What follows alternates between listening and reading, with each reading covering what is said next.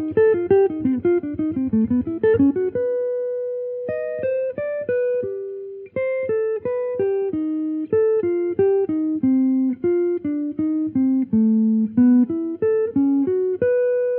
dear friends, today I want to have a look at a lick from Jonathan Kreisberg on Summertime. It's in E minor and it's a 5/4 and 5/4 odd meter, not too fast. And he's playing a very cool lick in 1 minute 42, and there's a website where you find 5 licks of him. And also there's a very nice video from Mikko Hilden, maybe you know him. He's another YouTuber jazz guitar player, and he's also discussing his lines. In my video today, I really want to explain to you how you can play patterns like he does, and also how you can understand this special pattern that he's playing here. So it's Summertime in E minor, and there's one place where it's B7 going to E minor. I'm going to show you in a minute. And he's over this 5/1, B7 going to E minor. He's playing sort of an altered sequence with a 5-tone pattern. And since it's a 5/4 bar, it resolves pretty nicely to the 1. But I'm going to explain all of this in detail. So let's just hear the lick first.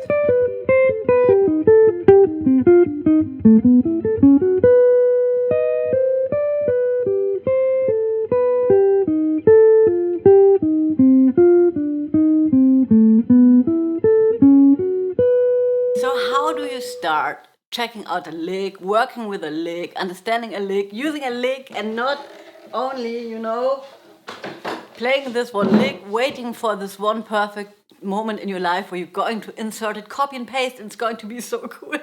But rather, make it a part of your vocabulary, or more or less take it for inspiration. So first of all, I would recommend listening to the recording, understanding the form, and really understanding where he is playing this lick. So it's Summertime.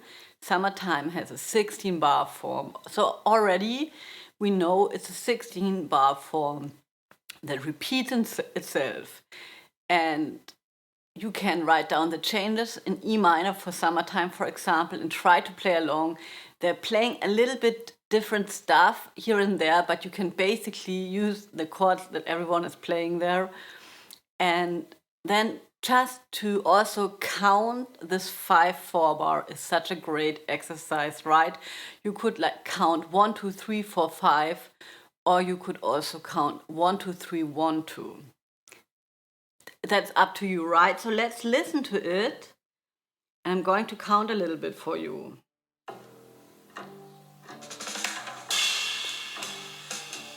So it's Bill Stewart. 1, 2, 3, 4, 5.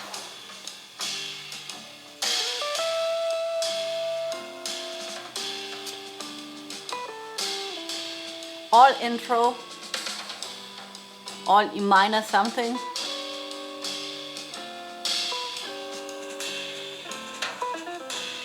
Very Peter Bernstein, right?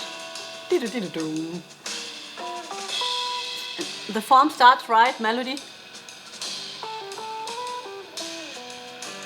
4, 5, 1. Going to A minor.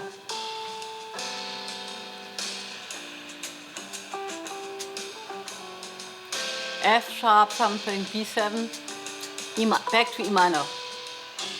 So just to sit down and understand what the band is doing, counting along, really listening. It's, from my understanding, it's not like you would be in the band, but it's very close to it. And if you can understand a recording, will help you tremendously. Also understand what's going on a jam session or in a band situation. So the lick starts on 142. I'm going to scroll a little bit. End of the melody. 1, 2, 3.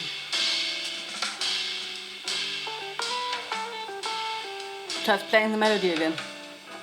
Going to A minor. A minor. Now it's coming up. 4, 5. So he's starting this line exactly on the one. Did you hear it? There's a line before that line, don't be confused. A minor, 4, I hear the 4th degree. 4, 5.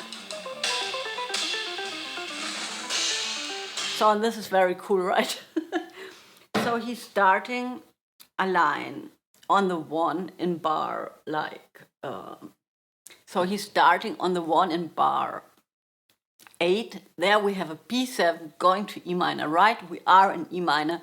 B7 is just a 5 chord leading to E minor. It's 5-1.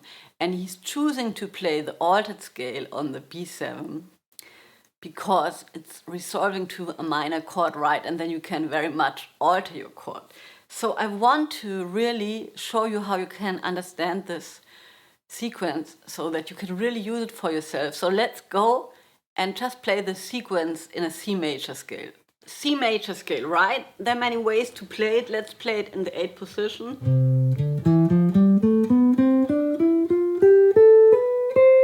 But to understand this really very well, we're going to play it on 1 string, so C. And then let's think about patterns that we all know. We all know, I assume, how to play a scale in thirds, right?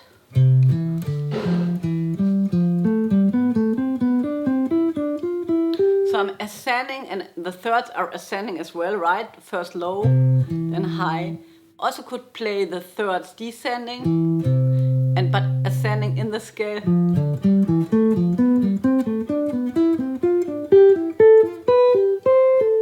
And so that's what I'm going to do on 1 string. I'm going to play thirds in the scale.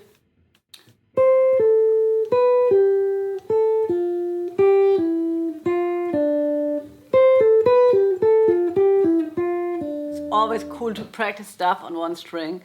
So this is one part of the sequence, and the other part is like a triad that is played in a scale. So C major, I'm sure you know this, right? C starting on the 1st note, playing a triad in the C major scale, right? I'm skipping the 2nd and the 4th note. So I'm skipping every 2nd note, starting on the 2nd note of the scale, skipping every 2nd note. Again, I can play them like rising, or I can play them descending. Sorry, if I could only play it.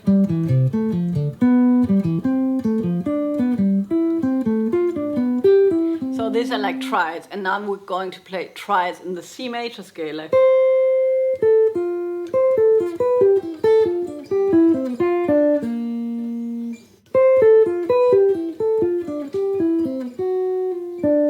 The half diminished fucked me up again. Right, and now we're going to make a mix. We're going to play a third and then a triad.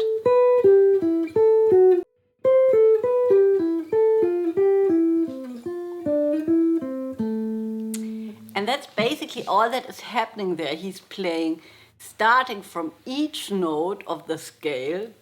In his scale, it's a C melodic minor scale. In my case, it's C major scale, starting on the C, playing a third, lower, playing a B, playing a triad, playing an A, third, triad. So he's mixing like a 3-note group and a 2-note group, and those together, 2 and 3, is a 5-note group. And that gives you a pattern that repeats like 5 notes, right? So if we think about the B7 going to E minor, you can always, if you want to play the altered scale, think about the melodic scale a half step higher. I have to be very honest here, I still do that because it's so useful. So I'm thinking B7, and then I'm just starting C melodic minor 1/2 step higher.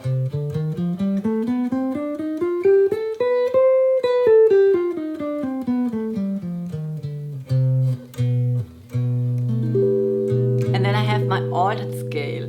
And now I can do exactly the same thing, playing a third and then playing a triad. So I'm starting on the C, playing a third in the scale, going down to the next note in the scale, playing a triad, which is E flat augmented, because this is a triad of the melodic minor scale. And I urge you to check out the triads in the chords that are in the melodic scale. Going to the next chord tone is the A, only playing a triad. Sorry. Didn't practice that at all. But that's basically what he's doing, right? He's just starting on the E flat, playing a third lower.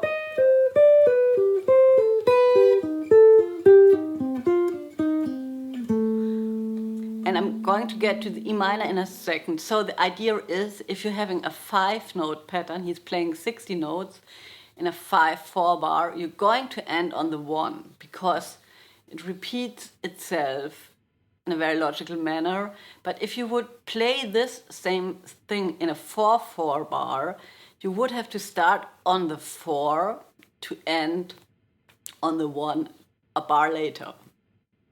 Check that out. I find this sequence very beautiful, and you can also like accent the first note, because it sounds a little polyrhythmic, right? And that's very cool. And so he resolves it to the E minor, and he's playing something like, and I thought immediately he would play Aeolian, right? Like G major, E minor, I would be thinking. But then I checked it out, because I played those are fourth intervals, right? Then I played them here. And then I realized that there's a note in it that doesn't work in G major, right? That would be the C sharp. But it's a very, how to say it? It sounds to me that those two quartal triads, if you want to, stem from one scale. And then I understood he's playing E Dorian, right? Because if you would be thinking E Dorian, we would be in D major, and then you have those notes in it. So you could think he's playing like a 5 altered scale, C melodic minor, going to E Dorian, right? Also using, not exactly sure, but he's playing something like in the E minor, I think with other voicing. So he's turning Summertime into a more sort of a modal tune, not so much playing 1-6-2-5 in the first 4 bars, but more playing like an E minor sound, right? E minorish, could be something else as well at times, just to have a little bit more freedom. Yeah. Oh.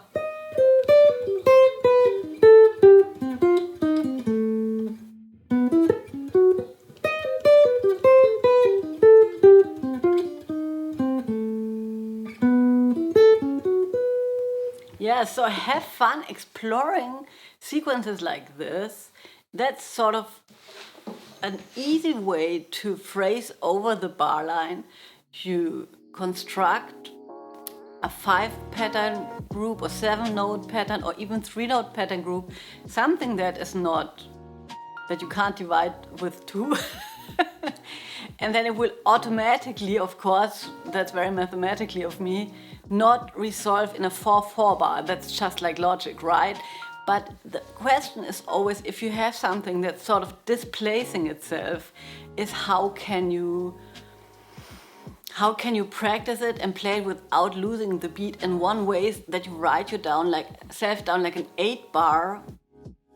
8-bar form, record something 8-bar, whatever, on your looper, and then put this thing that you're playing in the last 2 or 4 bars, depending on how long your lick is, right? So if you would have 8 bars and you would like to practice this line resolving to the 1 in a 4/4 meter, you would start the line on the 4 in the second last bar. That's how you can go about it, you know? Not just thinking, oh, I'm playing somewhere on the 1 and then it's going to land somewhere, but just to think, where's your line going to land, and then cycle backwards. And then you can make a loop for yourself and practice this. And that's what I'm going to do today for sure, because it's such a fun fun sequence, and I think the faster it gets, the cooler it's going to be. So I hope you like this video. If you have any questions, let me know. I had a really nice weekend in Bavaria. You know, I live in Berlin, and I was really